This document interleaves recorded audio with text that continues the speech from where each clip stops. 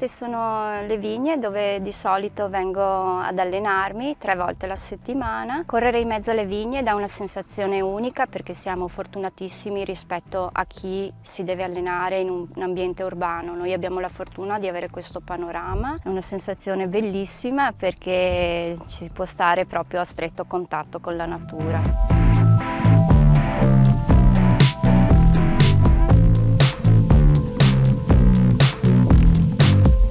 All'incirca vengo un paio di volte a settimana e comunque è una cosa molto piacevole correre in mezzo alle vigne perché sei totalmente immerso nella natura e sicuramente ben lontano dal traffico cittadino, quindi verde, il percorso sterrato che comunque molto aiuta anche nella corsa e queste bellissime vigne, questo bellissimo panorama.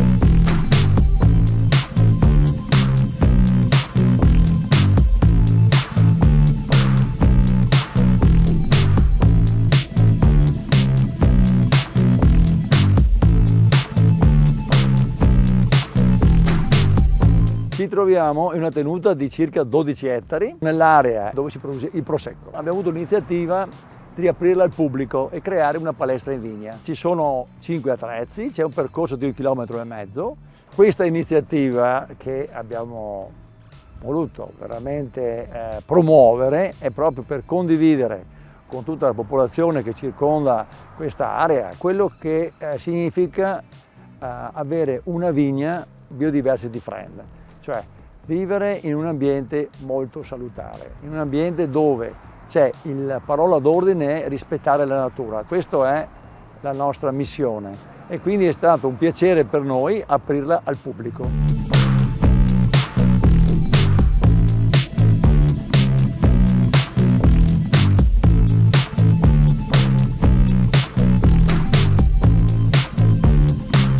Il mondo del vino tutti pensano che sia solo tradizione, invece è anche oggi come oggi la innovazione. Il vino è sempre in evoluzione, una ricerca della qualità, anche quello di aver creato una palestra in vigna vuol dire l'innovazione di creare un ambiente proprio sportivo anche, lo sport assieme a quello che è la vigna.